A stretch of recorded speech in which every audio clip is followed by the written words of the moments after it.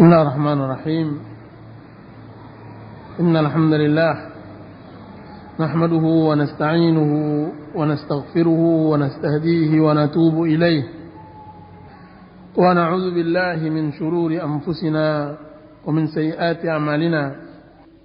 من يهد الله فلا مضل له ومن يضلل فلا هادي له. وأشهد أن لا إله إلا الله وحده لا شريك له وأشهد أن محمدا عبده ورسوله صلى الله عليه وعلى آله وصحبه وسلم تسليما كثيرا. أما بعد، يا أيها الذين آمنوا اتقوا الله حق تقاته ولا تموتن إلا وأنتم مسلمون. Hadirat dari kalangan kaum muslimat dan ibu-ibu dan para akhwat yang dirahmati oleh Allah Subhanahu wa taala. Assalamualaikum warahmatullahi wabarakatuh.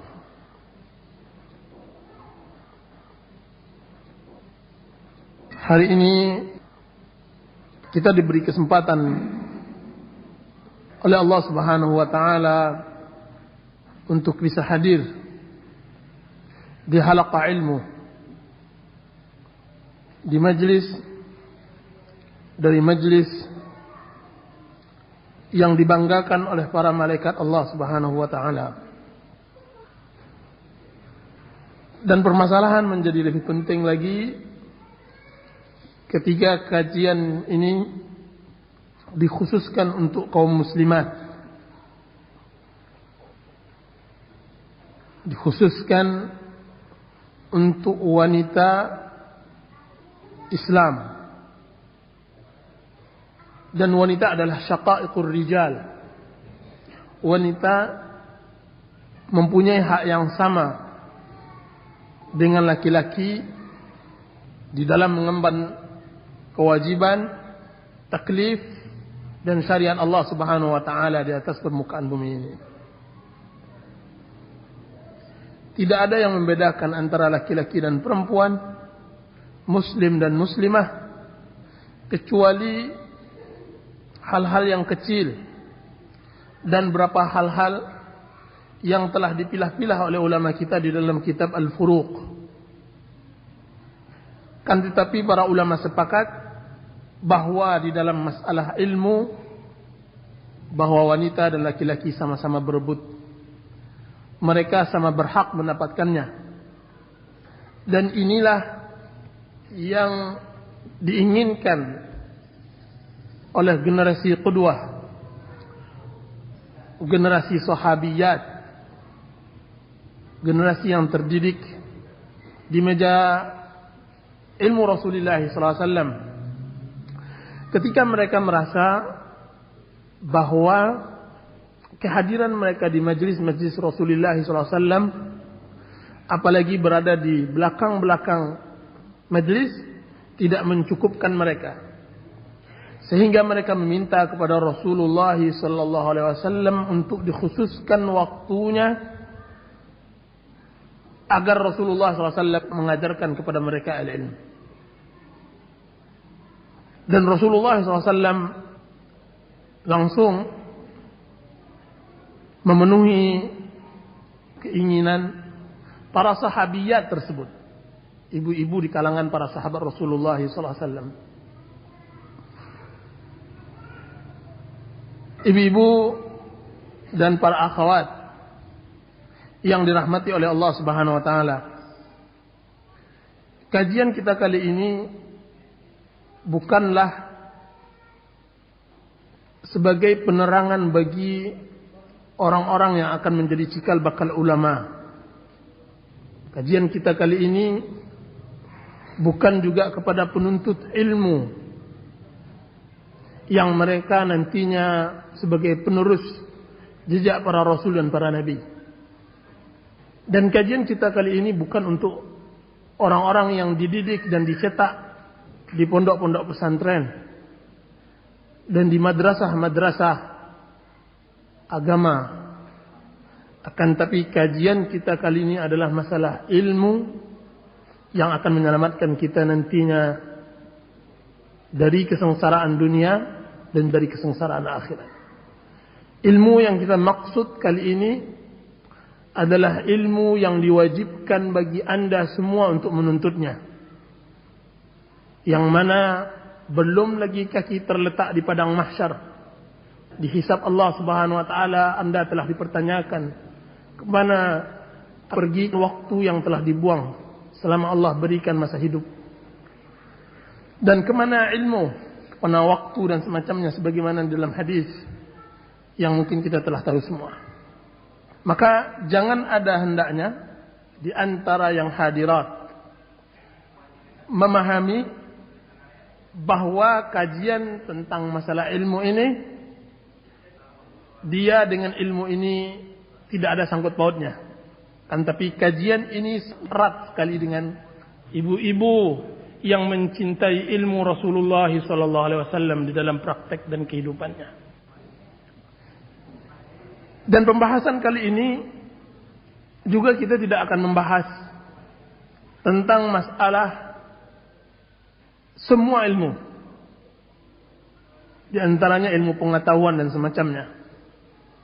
Yang kita bahas di dalam pertemuan kali ini adalah ilmu yang bisa menyelamatkan kita dan ilmu yang diturunkan oleh Allah Subhanahu wa taala kepada Rasulnya, dan ilmu yang bisa memberi penerangan kepada kita di dalam menjalani hidup di dunia ini,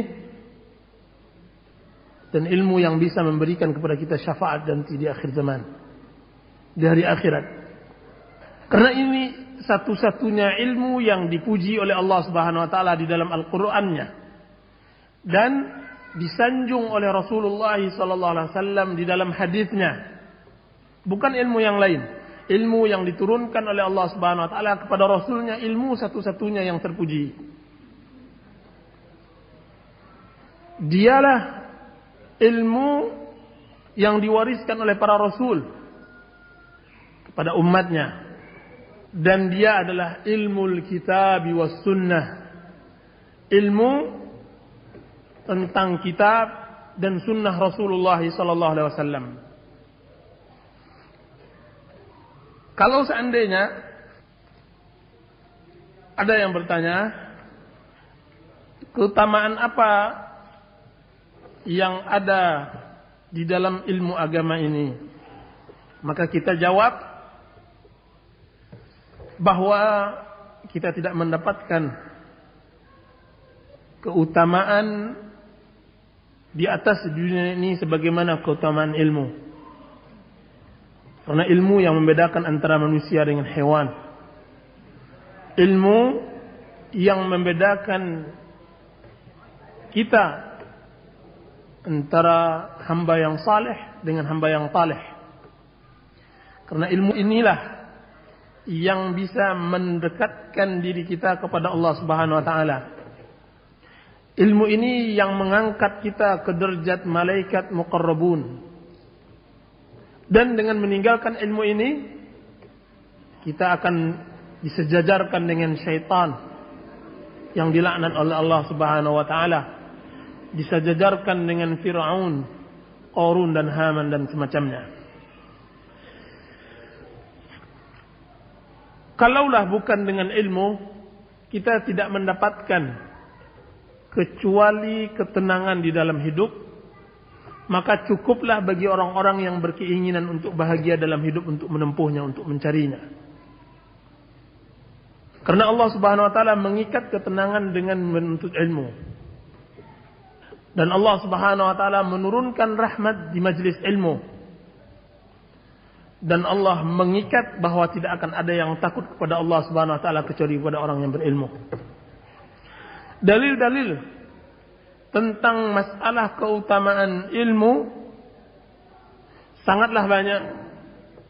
Kan tapi cukup apa yang disimpulkan oleh Imam Ibnu Qayyim rahimahullahu taala, bahwasanya beliau mengatakan walau lam yakun fil ilmi illa al-qurba min rabbil alamin wal ihtihaq bi alamil malaikati wa suhbatil mala'il a'la لكفى به شرفا وفضلا وكيف وعز الدنيا والآخرة منوط به مشروط بحصوله. Apa kata Imam Ibnu Qayyim rahimahullahu ta'ala? Kalaulah bukan ilmu, tidak ada keutamaannya kecuali karena ilmu tersebut kita bisa mendekatkan diri kepada Allah Subhanahu wa taala, dan kita akan disusulkan ke alam malaikat, bersahabatkan dengan malakutul a'la, maka cukuplah itu sebagai kemuliaan dan keutamaan. Bagaimanatah lagi jika seandainya keutamaan dunia dan akhirat hanya terpaut dengan ilmu, disyaratkan di dalam mendapatkannya. Karena Allah Subhanahu wa taala mengangkat derajat orang yang berilmu dan beriman. Berapa derajat? Yarfa'illahu alladhina amanu minkum walladhina utul ilma darajat. Allah mengangkat orang-orang yang beriman dan berilmu di kalangan kalian berapa derajat. Dan Rasulullah SAW bersabda, "Ma jalasa qaumun fi baitin min buyutillah yatluna kitab Allah wa yatadarasuna fima bainahum illa haffat alaihimul malaikah wa ghashiyatuhumur rahmah wa nazalat bihimus sakinah wa dzakarallahu fi man 'indah." Tidaklah duduk satu kaum di majlis dari majlis ilmu, kemudian mereka membaca kitab Allah Subhanahu wa taala di dalam majlis tersebut, kecuali Allah Subhanahu wa taala akan menurunkan rahmatnya dan mereka akan dipayungi oleh sayap malaikatnya,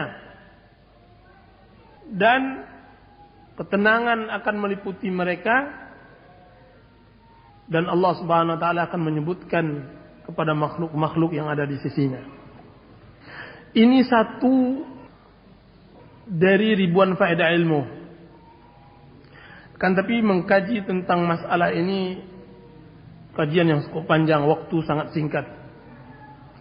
Yang masuk perlu bagi kita sekarang bagaimana faedahnya ilmu untuk kalangan ibu-ibu kaum muslimat. Maka kita katakan secara singkat, ibu-ibu yang dirahmati oleh Allah Subhanahu wa taala, berapa banyak seorang wanita muslimah tidak mengetahui hukum yang diwajibkan oleh Allah Subhanahu wa taala kepadanya sampai dia menutup akhir hayatnya. Dia dalam kebodohan yang nyata. Lihat apa gunanya jika seandainya dia tidak berilmu di dalam masalah bab haid dan nifas. Dia berwudu dan salat ketika dia haid, dan dia meninggalkan salat dan puasa ketika dia suci. Lihat bagaimana seorang wanita hidup di atas kebingungan. Bagaimana caranya beribadah kepada Allah Subhanahu wa taala karena ketidaktahuannya tentang ilmu syariat ini. Sehingga dia tidak tahu bagaimana memperlakukan dirinya sesuai yang diinginkan oleh Allah dan Rasulnya. Di dalam berbagai macam ruang lingkup kehidupannya. Bagaimana dia hubungannya dengan dirinya? Bagaimana hubungannya dengan orang lain? Seperti orang tuanya, seperti mertuanya, seperti suaminya. Bahkan bagaimana dia mendidik anaknya. Ini semua tidak bisa dijawab kecuali dengan ilmu. Ini semua tidak akan bisa diobati kecuali dengan obat ilmu, dengan menuntut ilmu. Dan apalagi ketika dia sudah naik ke rumah tangga. Kita lihat bahwa hampir semua problema rumah tangga di penghujung zaman seperti ini, yaitu adalah permasalahan kebodohan antara suami dan istri. Si suami tidak pernah mengenal majelis ilmu, si istri hanya disibukkan dengan kehidupan dunia dan dilupakan dengan kehidupan akhirat. Maka tidak ada jalan lain bagi ibu yang mengharapkan ketenangan di rumahnya, bagi seorang akhwat yang mengharapkan ketenangan di dalam hidupnya, bagi seorang istri yang mengharapkan kedamaian bersama suaminya, tidak ada kebahagiaan melebihi bersama-sama berjalan menuju masjid untuk mendalami ilmu yang diwariskan oleh Rasulullah SAW kepada umatnya. Ibu-ibu dan kaum muslimat yang dirahmati oleh Allah Subhanahu wa taala.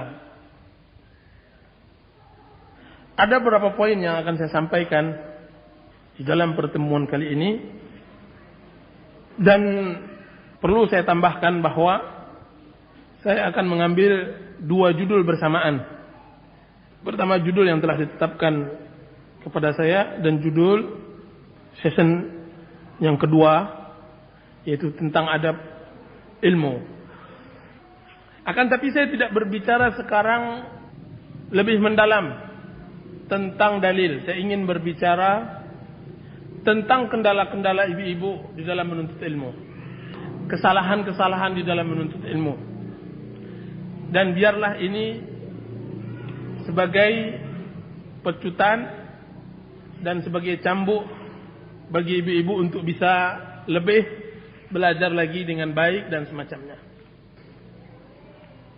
Bagi saya tidak begitu menyedihkan jika saya melihat dari kalangan orang awam, yaitu lari dari majelis ilmu dan lari dari majelis ta'lim.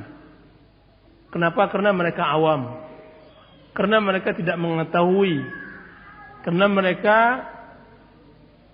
tidak paham. Akan tapi yang sangat mengenaskan dan sangat mengerikan, adanya akhwat yang sudah mengenal din Allah Subhanahu wa taala bertahun-tahun, akan tapi lama-lama sudah tumbuh di dalam hatinya kebencian terhadap ilmu. Bahkan dia meletakkan ilmu di kakinya. Bahkan dia lebih menghinakan ilmu jauh daripada sandal yang dia injak di kakinya. Jika seandainya ada di antaranya yang begitu, maka jangan harapkan untuk mendapatkan kebahagiaan. Tetapi bersiap-siaplah menghadapi kesengsaraan dan semacamnya. Hal ini saya ucap karena adanya sebagian kita yang masih mengatakan ketika telah diberikan oleh Allah Subhanahu wa taala kelapangan dalam hidup, kelapangan di dalam waktu, kelapangan di dalam menuntut ilmu, dia jadi jadwal di dalam menuntut ilmu adalah jadwal yang terakhir. Kalau dia bisa datang, ya alhamdulillah. Kalau seandainya dia tidak datang, ya tidak masalah. Seakan-akan majlis ilmu ini adalah bazar di mall atau diskon di plaza. Jika seandainya dia tidak berangkat, dia tidak merugi. Dan ini kesalahan besar. Dan ini adalah bentuk menyepelekan ilmu. Sesungguhnya apa yang diajarkan di majlis ilmu ini adalah ilmu yang diwariskan oleh Rasulullah SAW. Ilmu yang mana Allah Subhanahu wa taala menyengajakan memilih orang-orang terpilih mulai zaman Nabi Adam sampai akhir zaman. Kemudian kita menyepelekannya. Ketika saya berbicara ada sebagian, saya tidak mengatakan semuanya. Dan juga saya tidak mengatakan adanya akhwat tersebut di kalangan yang hadir, karena saya tahu yang hadir insyaallah adalah pecinta ilmu. Akan tapi ini benalu. Jika seandainya dia tumbuh di kalangan ibu-ibu, dia akan merusak ibu-ibu.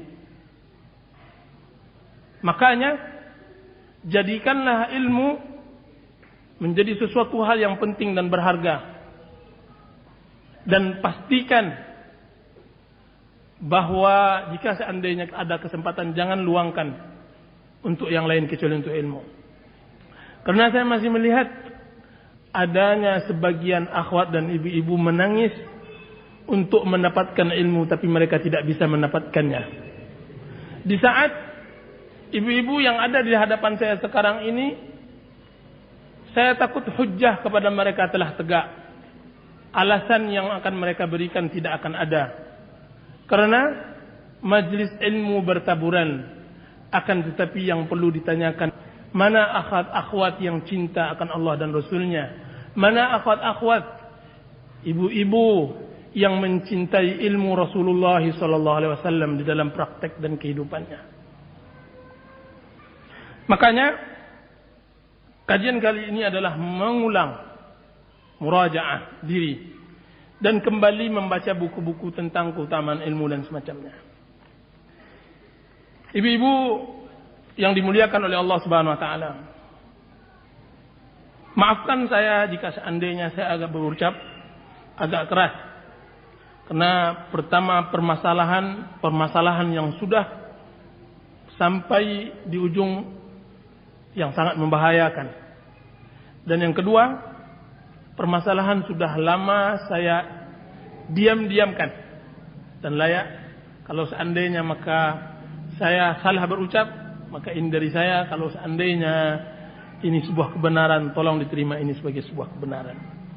Kenapa seorang wanita dan seorang ibu, seorang muslimah diwajibkan menuntut ilmu sekarang ini? Kenapa begitu keras pengajian tentang ilmu? Maka kita jawab pertama, bahwa pertama kebodohan yang merata di kalangan kaum muslimin, bahwa adanya jauh dari agama sehingga membuat kita harus menuntut ilmu, karena obat bodoh adalah menuntut ilmu. Dan yang kedua, kita berada di penghujung zaman yang mana seseorang bisa selamat hanya karena dengan ilmu. Dan yang ketiga, karena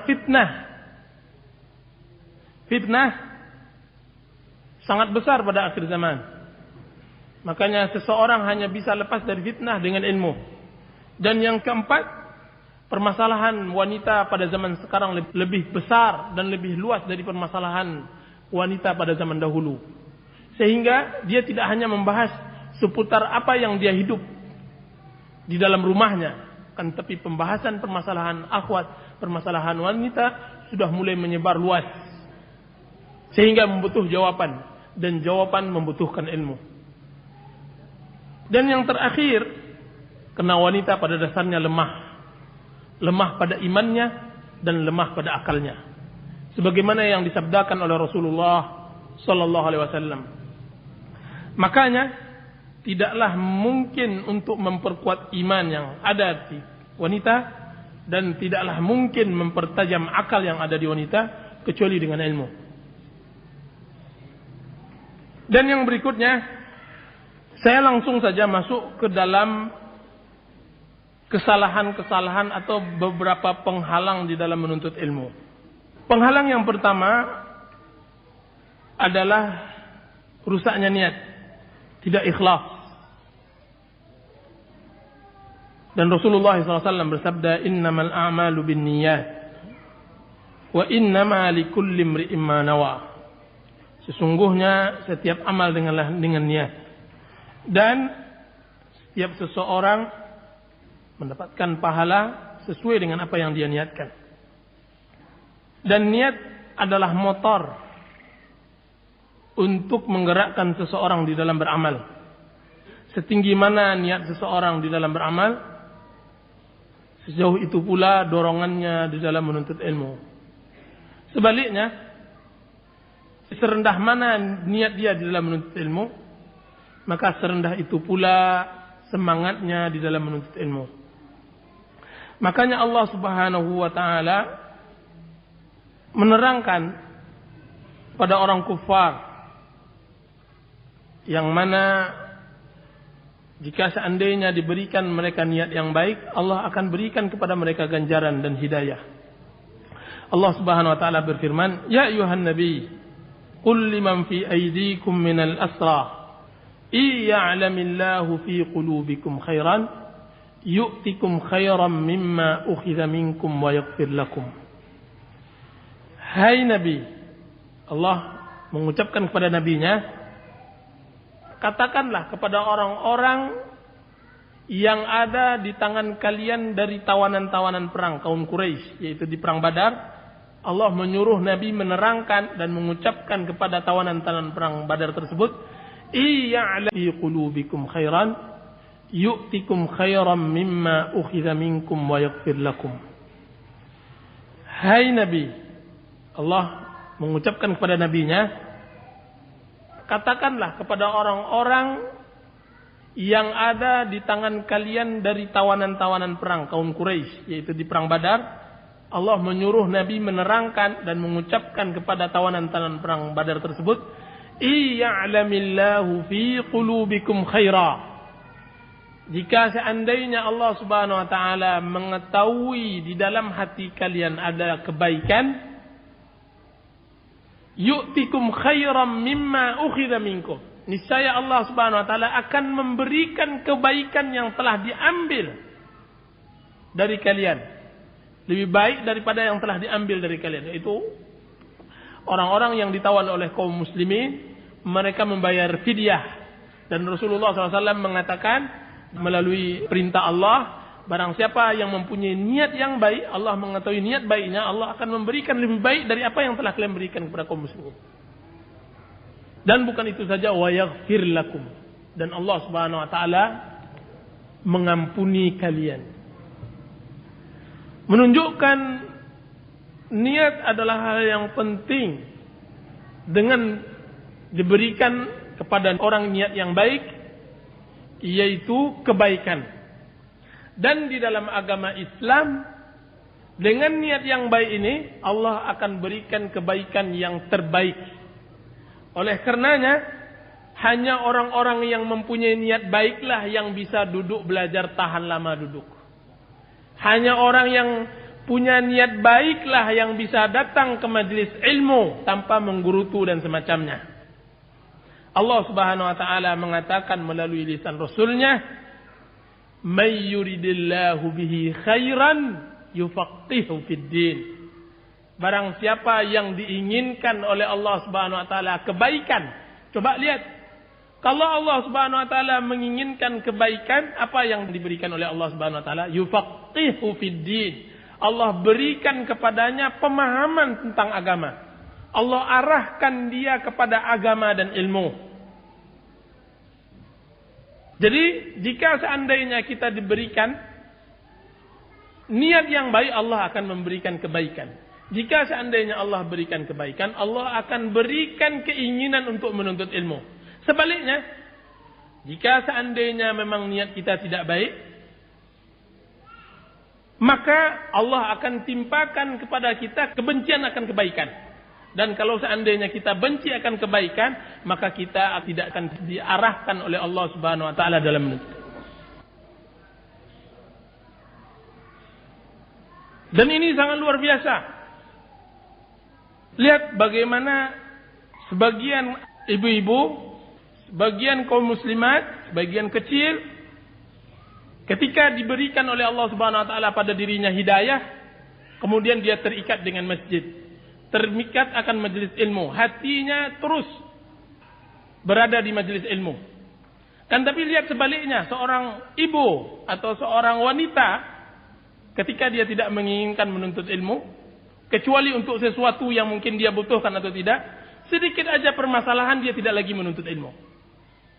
Antara dia dengan kawannya lah, tiba-tiba dia tidak mau menuntut ilmu di majelis ta'lim. Apa salah masjid sehingga dia harus menghijrah, harus dia diamkan masjid? Apa salah ilmu ketika kemudian dia harus marah kepada ilmu? Apa salah Allah dan Rasulnya kemudian dia tidak mau menuntut ilmu? Apakah karena gara-gara kawan? Apakah karena gara-gara teman? Atau karena kita tidak baikan sudah itu tidak pernah datang lagi ke majelis ilmu? Subhanallah, alangkah buruk niat kita. Alangkah tidak betulnya niat kita dari belajar dari awalnya. Walaupun dunia ini berantakan, walau dunia ini rubuh, kita tetap akan menuntut ilmu. Walaupun semua ini semuanya jadi binatang dan makhluk yang hina, kita tetap duduk di majelis ilmu, di kalamullah dan kalam Rasulullah sallallahu alaihi wasallam. Apanya hati kita sehingga kita tidak mau belajar? Siapanya kita sehingga kita menolak kalamullah dan kalam Rasulullah SAW? Di mana keikhlasan? Di mana keinginan untuk menuntut ilmu? Kenapa kita tidak mengalah untuk mendapatkan 1000 kemenangan? Makanya kembali meluruskan niat adalah hal yang terpenting di dalam menuntut ilmu. Dan ini salah satu kendala kenapa kita berat di dalam menuntut ilmu. Dan yang kedua, kendala di dalam menuntut ilmu, tidak ada kerjasama yang baik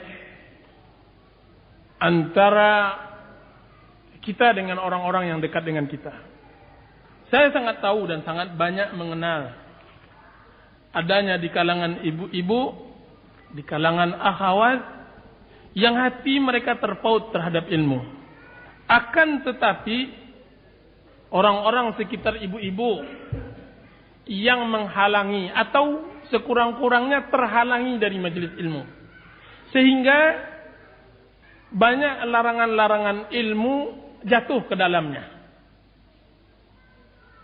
Di antara yang berperan penting di dalam menyuruh seorang istri dalam menuntut ilmu adalah suami. Berbahagialah seorang ibu yang mendapatkan suami yang bisa mendorong kita untuk mendapatkan ilmu. Dan lebih berbahagia lagi jika seandainya dia bisa mendorong kita, bahkan memberikan sarana kepada kita untuk menuntut ilmu. Karena dia tahu bahwasanya dia tidak bisa mengajarkan istrinya sepenuhnya, maka dia antarkan dan dia jemput pulang pergi. Dan sebaik-baik suamilah dia. Dan saya tahu juga kesibukan ibu-ibu di rumah salah satu penghalang. Kan tapi saya sangat tahu jika seandainya seorang ibu yang baik dan bijak adalah ibu yang bisa mengatur waktunya dengan baik.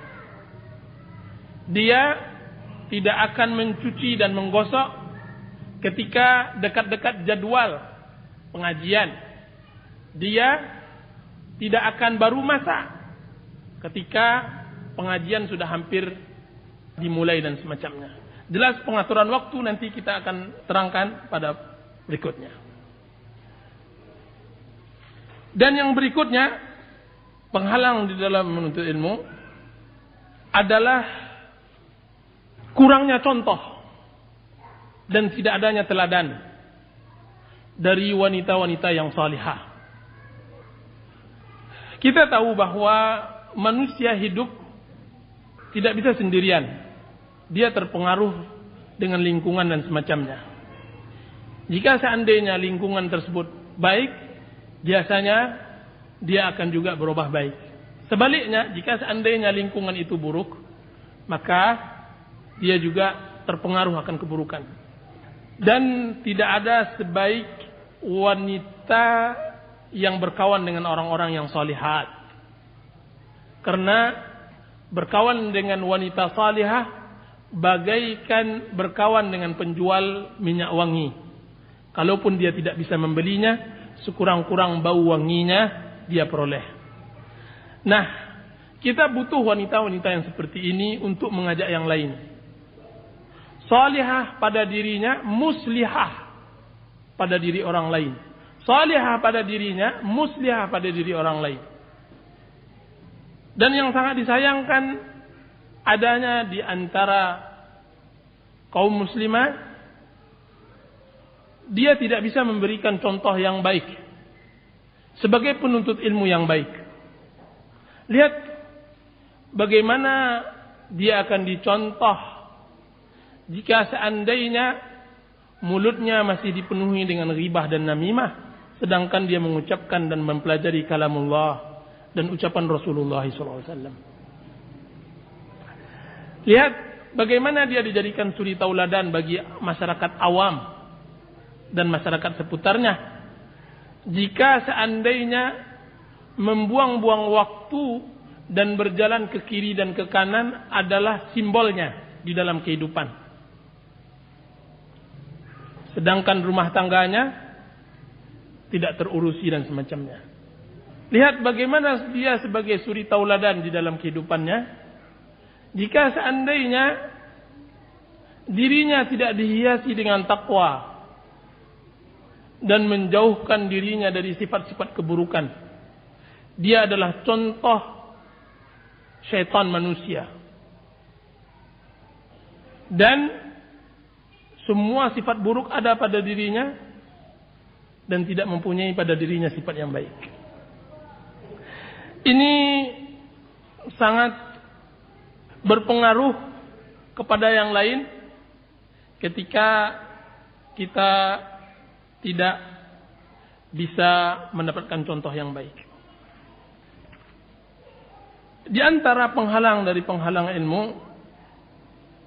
kurangnya menghargai majelis ilmu, sehingga ini juga menjadi penghalang dari penghalang ilmu. Sesungguhnya majelis ilmu butuh penghargaan, karena bukan karena ustadznya perlu dihargai, akan tapi apa yang diucapkan di majelis tersebut adalah kalamullah dan sabda Rasulullah SAW. Makanya para ulama memberikan adab di dalam menuntut ilmu, dan di dalam menuntut ilmu juga diberikan larangan-larangan. Di antara adab menuntut ilmu, misalnya di majelis ilmu, mendengarkan dengan baik. Mendengarkan dengan baik apa yang disampaikan oleh dai atau ustadz yang bersangkutan. Dan tidak membuat keonaran, tidak membuat berisik. Anda diberikan kemudahan untuk bisa datang ke majelis ilmu. Akan tapi apa gunanya datang ke majelis ilmu kiranya di majelis ilmu tujuan utamanya adalah membicarakan masalah anak. Tujuan utamanya membuat gosip baru yang belum diketahui oleh sebagian akhwat, ibu-ibu. Apa gunanya untuk datang di majelis ilmu membuat kelompok-kelompok, yang satu sebelah kanan, yang satu sebelah kiri, berbicara sesama-sesama, sedangkan ustadznya berbicara dengan malaikat. Dan ini musibah. Tidak ada penghargaan terhadap ilmu. Jika seandainya memang tujuan itu berasal dari awal kita berangkat, sebagusnya jangan datang kepada majelis ilmu. Jika seandainya itu merusak orang lain. Kalau hanya toh merusak diri kita, maka cukuplah bagi kita untuk berdosa diri kita sendiri. Kan tapi janganlah menambah dosa kepada orang lain. Untuk berdosa diri kita sendiri. Kan tapi janganlah menambah dosa kepada orang lain. Untuk berdosa diri kita sendiri. Kan tapi janganlah menambah dosa kepada orang lain.